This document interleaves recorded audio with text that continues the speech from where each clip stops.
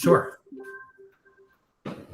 So we're recording this conversation so that it's June 29th, 2022, and we have just finished the fourth and final class on play before we do our presentations the next week. And while these topics are fresh in our head, what we wanted to do is give people a chance to think and reflect on the ideas present in this course, but also in their own personal connection to the content and how it might change the way that they do things in class, their own mindset. There was a lot of topics that we discussed in the course. So we laid out a definition of play, we laid out examples of what playful activities, and then we started tying it into social emotional learning, as well as ties into executive functioning and to culturally responsive practices in teaching. And so we wanted to give people a chance to kind of share their thoughts on this. And Gail, I don't know if there was anything else that you wanted to do to introduce.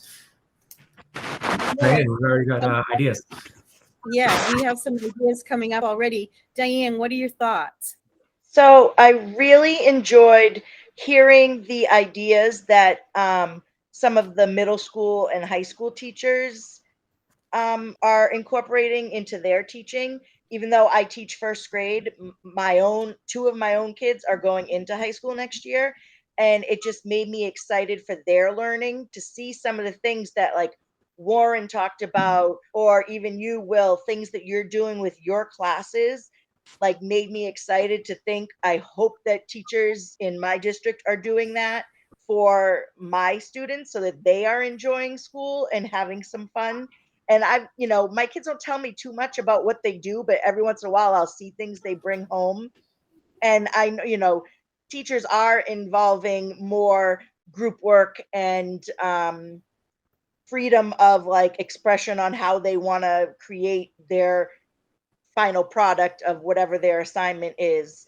And it was just good to hear, because teachers don't always share their best practices because we don't have time. And then it's, unless we're forced to sit down and do it, we really can get so many good ideas from other people. And then even though I'm like, oh, well, we have all this new curriculum that we have to do, you guys were like, yes, you can still be following that new curriculum, but just do it a little bit different, tweak it so that it's more playful, or so that the kids get more out of it and enjoy it more. And so I've just enjoyed listening to everyone and watching all the videos. I mean, and there's still so many things that I haven't been able to look at that you guys have offered, that just to know that it's there and that I can go look at it whenever I need a refresh, or I want to try something new. And even with the last group, when we were talking about maybe change the setting of the room so it's more conducive to play, and we were talking about how our rooms are so small and there's like hardly any places to do these different things, and like our schools need to, some of them need to change, like in that Ed Hub school, like the school has to be made, it just can't be rooms. It has to be catered to like the different ways that we want to teach. And then one of the other videos we saw, it just showed how the teachers in some of the upper grades had tables that had wheels so that they could move them, like, okay, we're going to form a group here, and then you guys are going to work against the wall so that you can concentrate on what you want. And just having like furniture like that moves, that's all important, but nobody wants to spend the money on the education. It's just like, well, you have these old desks and do what you can with them. So if we can collaborate with each other just on more ways to even set up the classroom so that you can have a little PlayStation where they can, create something. I know way back, my son just graduated high school, and when he was in kindergarten, they had like a maker space way back, and that was in 2009. He was in kindergarten. And they were creating all kinds of things. His teacher retired that year, but even she was doing that in kindergarten. But I think it's gotten away from a lot of us, and now we're trying to get it back in. So to queue up a follow-up question to this, to either to you or to Jackie or to Chris, what was it, do you think, that drew you to this course in the first place? Gail often asks about the why of the why. What kind of brought you into like wanting to explore this topic more? I could address that. I saw the title of the course and it had the word play in it. And I have felt so unplayful this year. It's just horrible. I feel like my kids did not get a good version of me. I was not my usual silly, sometimes self. And I feel like, and it's everything, you know, it was COVID and the continuation of that happening. And my class this year was extremely boy heavy and extremely talkative and challenging. Um, and it was just all that things kind of whirling together. So when I saw the word play in the title of the class, I'm like, that's what I need to get back to. That's what I really need to focus on. And I'm a very structured person and I like order, and I'm not a person who can deal with a lot of noise and chaos in the classroom. So I need to be outside my comfort zone and head that direction more. Do we think we gave you strategies in the sense of like for someone that's not Gail and I thrive in chaos, but for someone that doesn't kind of gravitate towards that, do you feel like you got some strategies for your practices? Oh, absolutely. Because you know, being able to hone in on one area or one thing, like even being able to I mean, I'm going to talk about the one area in my slideshow tomorrow about social studies, like integrating social studies in ELA. But also, I was just thinking today, I don't know at what point today, but today thinking about I do daily 5 and daily 3, and even working in more playful things during those rotations would be more fun. Like not, you know, I do a 2 to 3 week graphic novels and comics unit at the end of the year for 3rd grade, and they love it. And, you know, expand that, let them do it. I don't know if I could handle them doing it all year, but, you know, make that more of a choice, or have more playful choices during daily 5 time that incorporate, you know, what the point, reading and writing, the point of daily 5, but are more playful choices. So one of the things that I'm hearing from both of you is an important element of this educator empowerment model that we use throughout the course is time and space to reflect upon your own practice, and time and space to hear from others who are reflecting upon their practice, and that is beneficial to not just informing you, but inspiring you to do more and to do better and to reconsider and to think about things you might have left by the side of the road that you need to come back into. And so I'm hearing from both of you that the process itself has encouraged you and left you in a place that you feel more engaged with your practice and excited about going back to your students with these ideas. And Jackie, do you want to jump in? Yeah, absolutely. So I can totally, yes, Gail, that is what I've gotten from this course is the reflection, the talking, and I'm glad there's a mix of other districts too, to see what's happening and be able to discuss different strategies they use, different things they do. I think that is an important part of this course. I think the other important piece for me at the very beginning was the definitions and the information that you guys have given in your slideshows.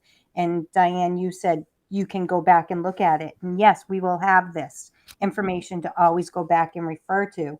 And I think we're going to get even more things tomorrow in those impact projects, as we've always seen, that we will see other people's, like Chris, you were talking about daily 5, and part of my piece of my project with my team is going to be daily 5. And how am I changing that? I'm reflecting on that. How am I changing that after this course to engage kids in a playful choice voice way? How am I going to change my teaching that I've lost because of what's gone on, right?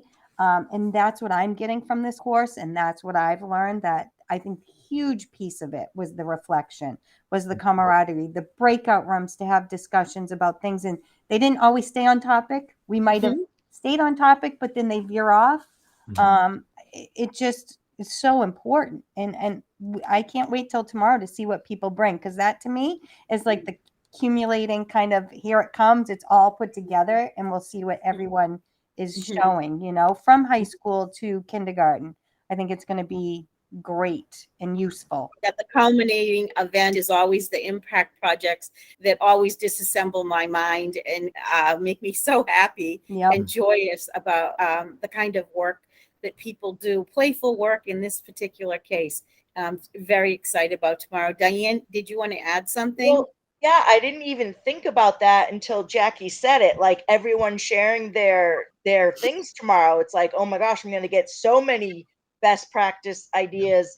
And it just made me think back to like back when there were teacher stores and you would buy like a little curriculum book, and it made me think of social studies, and it was like grades, 4 through 8 or whatever, and it had ideas for all different grade levels and different activities. And that's kind of going to be what it is tomorrow. It's just all real people sharing what they're going to do, and it's exciting to just hear more ideas. And you're like, okay, well, I can't do that with first grade, but I can kind of do maybe part of that, so it's exciting. I think it's I'm sharing them on the Padlet too.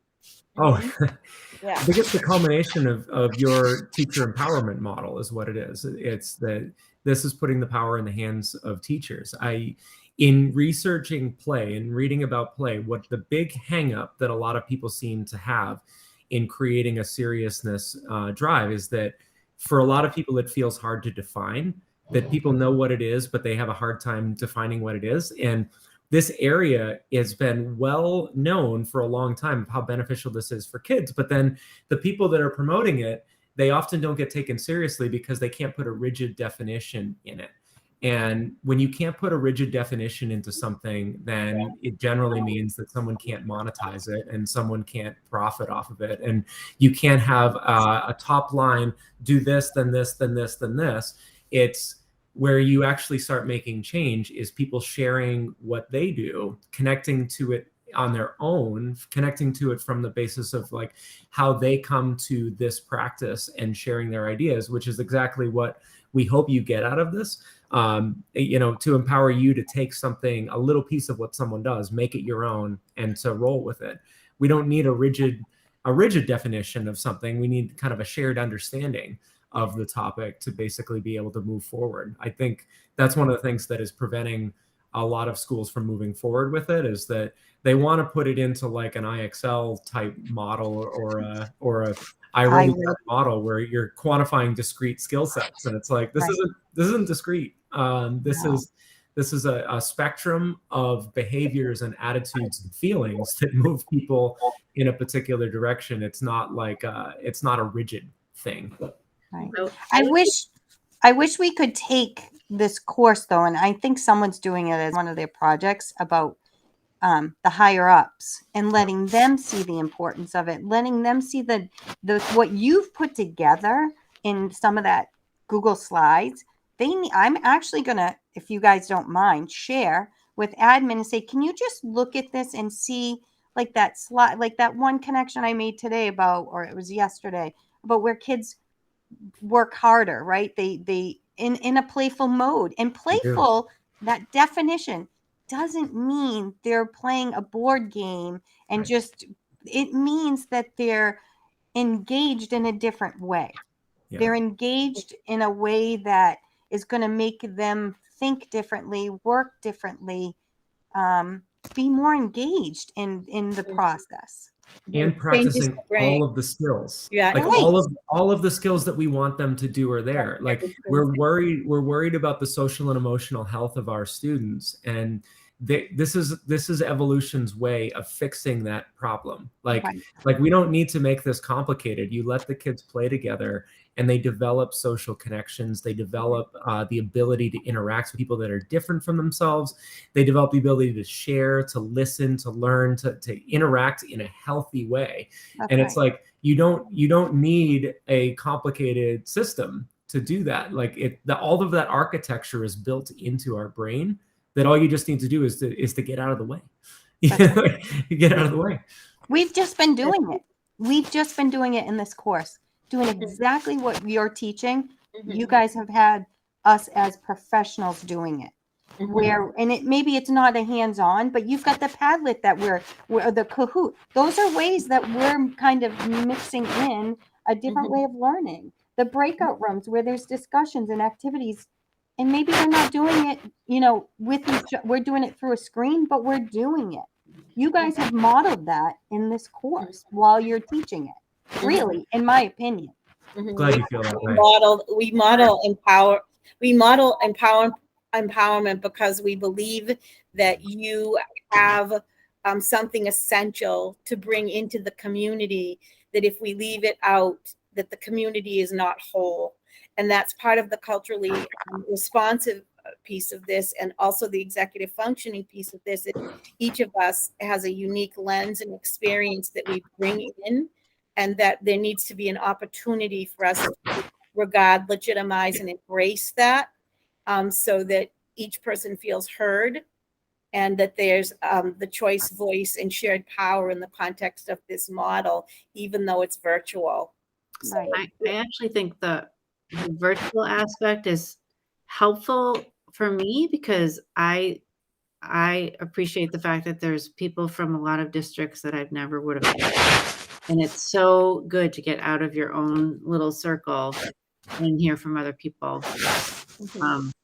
I also, one more thought, it'd be really interesting to me if you two instructors reached out to people in the class maybe in November of next school year to get feedback on, like, what have you been able to implement, and share that with the group. That would be really, I would find that really helpful and interesting. Yeah, That's an I do excellent these. idea. That's a really good idea for us to reach out maybe in November, Will, Yeah. and see what people are thinking, what they're doing, what they've integrated. Christine, because we also do. I'm doing I always do a year-long course, so I do these intensives, and Will and I are going to connect up again to do another intensive. There's 3 different formats. There's the year-long format, which is September through June, where each month you come back to see how you're integrating, what you're doing, how you're being informed, and then we do presentation impact projects at the end. But there's a consistency year-long. These intensives are really important in terms of really get your hands around a full understanding. And then there's half-year courses, September to January, and January to June. So there's all of those different formats in terms of this model. This course would be really great for one of those other models, either the half year or the full year. I think to really kind of really integrate it in your classroom and come back and talk about that. You know what I mean? We're already talking about doing that. Okay. Because we're honestly just scratching the surface of Yeah. this. Right. And, it's interesting. Like, that seems to me that there's this massive appetite by teachers that feel like this is really the antidote to a lot of the issues that we're seeing in terms of the lack of socialization that is being seen at every grade level, rise in mental health issues at every grade level.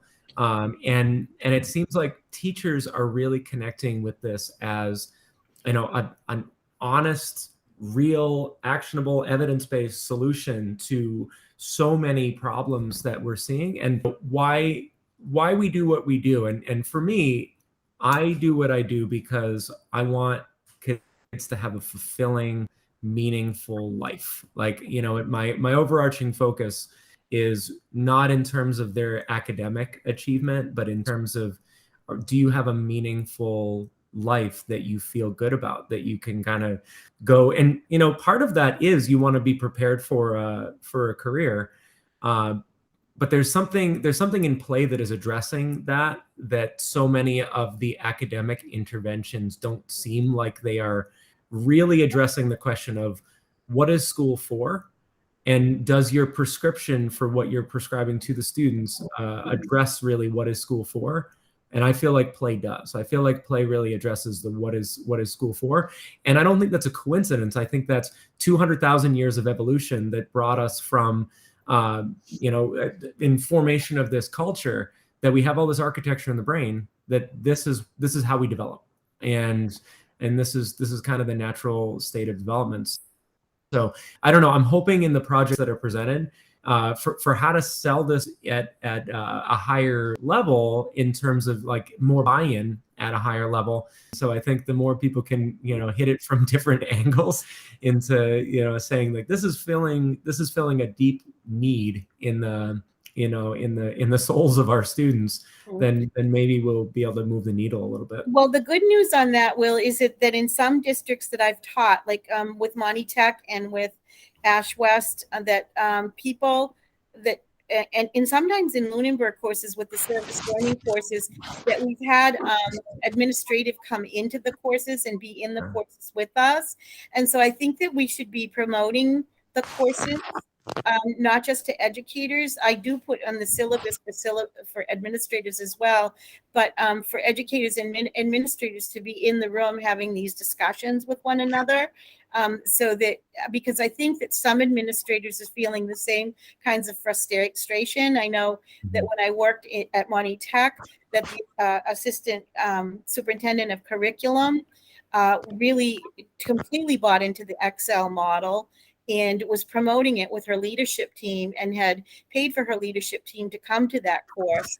So I do think that's a broader discussion that we can have. But I want to thank the three of you really for coming on today and for sharing your thoughts and ideas with us. It's truly helpful for us in terms of even understanding how to move this forward. And if it's been meaningful to you all in this deep way, then it certainly inspires Will and I to continue this work and find other ways to integrate and also to promote it at other levels. So I want to say thank you. Very grateful heart today. How about you? You're welcome. Have a great day. Yeah, can't wait to see your projects tomorrow. Thank you. Thank Bye. you. Bye. Bye. You want to stop the recording? Oh, I can. Yeah, I'll stop that.